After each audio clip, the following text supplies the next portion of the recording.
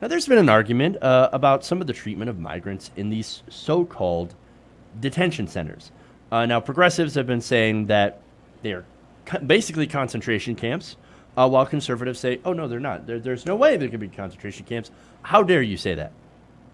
Well, to underscore how progressives and AOC are actually correct, last week the Department of Justice had sent a lawyer, Sarah Fabian, to argue to the Ninth District Court that children in Department of Justice custody should not have access to basic things.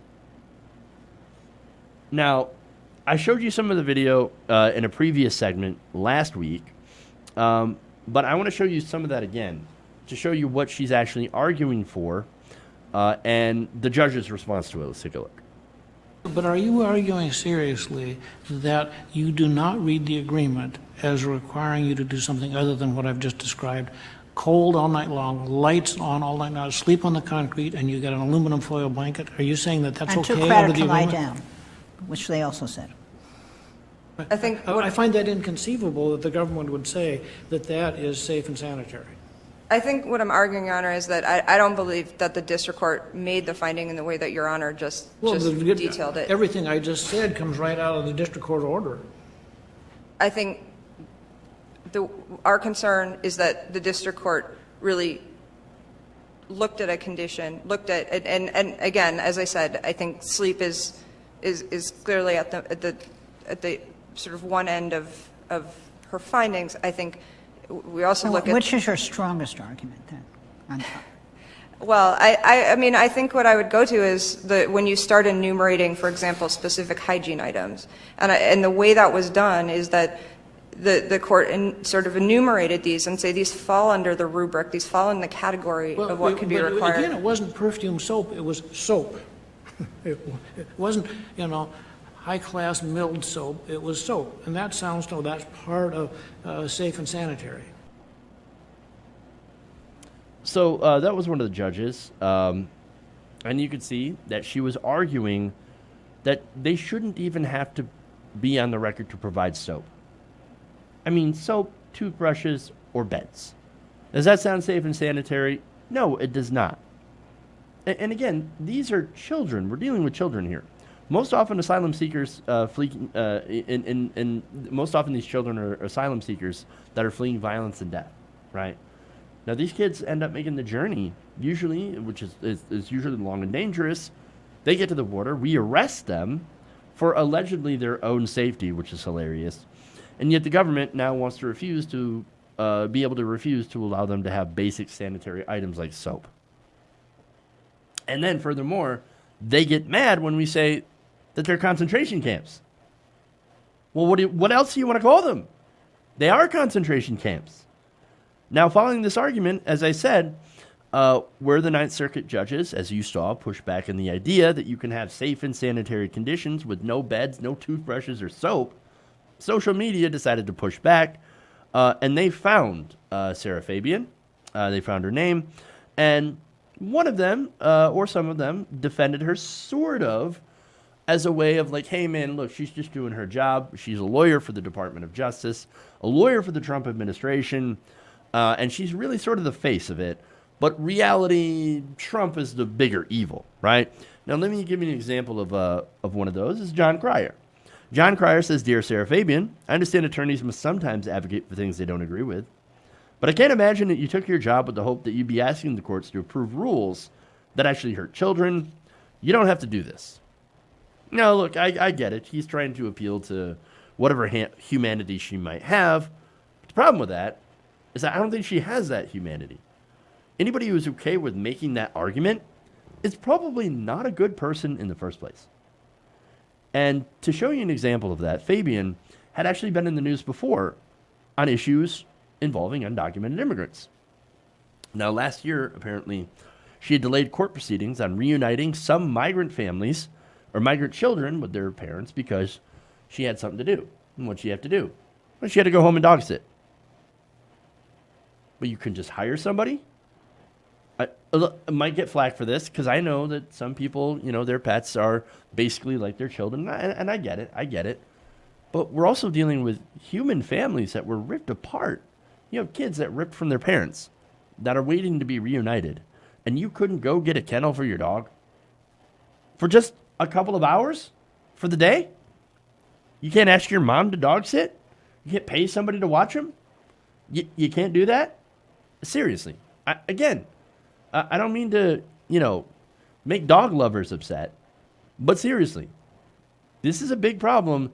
You rip these families apart, and now you're going to delay because, I just don't want to pay somebody to watch my dog. Seriously. Now, that's not the only one. She also argued for the Justice Department in 2015, during the Obama administration, by the way, that detention authorities should have the power to put immigrant children in solitary confinement. That's far worse than the dog one. Solitary confinement is considered torture. And she was like, what? Why don't we let the kids get put in solitary? I know. I bet she thought she had a good reason.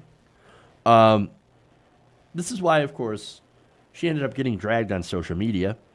Amy says, what type of person fights this battle against children? Shaman used Sarah Fabian. And, of course, again, her name went viral on social media over the weekend. Michael Scott Moore points out something important. He said, quote, even Somali pirates gave me toothpaste and soap. When the Somali pirates have more humanity than a member of the Trump administration. Man. Let me see.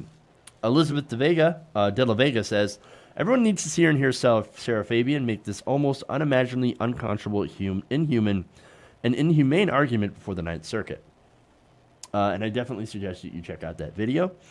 Matthew Cortland, Esquire, says the banality of evil. Michelle Goldberg says, in some sense, everyone who defends this administration is Sarah Fabian.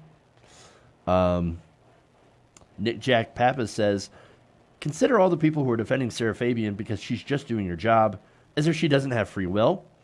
When did we reach a point in this country that our jobs became more important than our morality? I think we've been at that for quite some time. Let's see. Sadly, this stuff isn't new. Says, oh, I'm sorry. Tempest says, doing your job was proven not to be a defense already. Trumpeltinskin says, paging Sarah Fabian, your room in hell is ready. Oh, damn. And there's, of course, a lot of other responses here. Wesley Chu, for example, says, I wish to one day have the audacity to do something as Sarah Fabian did when she argued that kids don't need soap, toothbrushes, or blankets in front of a judge who literally spent 3 years in a Japanese internment camp. That was one of the judges that was in the video as well. So that was something that she apparently missed. Sarah McLean says she's just doing her job, feels like some kind of garbage take, when her job is to argue that refugee babies don't deserve toothbrushes, soap, or beds. Drag Sarah Fabian and everyone else who stands up for this. Drag them right to The Hague. Ooh. Strong words, but a strong sentiment from people who actually give a crap about the migrant children that we have. And again, this was a man-made problem. We didn't have to arrest all of these children and throw them into concentration camps. We didn't have to do that. This was a decision made by the Trump administration and their zero-tolerance policy. And while this happened to a smaller extent under previous administrations, and yes, it did happen, what Trump did is he took an existing problem and he made it worse. 89% of all families who claim asylum end up going before the court, right? They don't flee. They don't try to get into the United States, and live out as undocumented immigrants. They actually return to court because they have a good claim of asylum.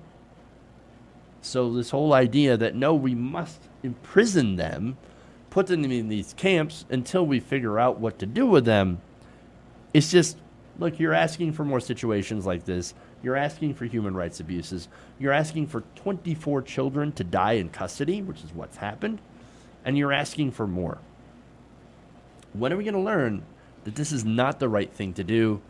and end this ridiculous practice. And yes, you know what I think? We should let them all go. Let them go. Let them go. Obviously, end the tent cities.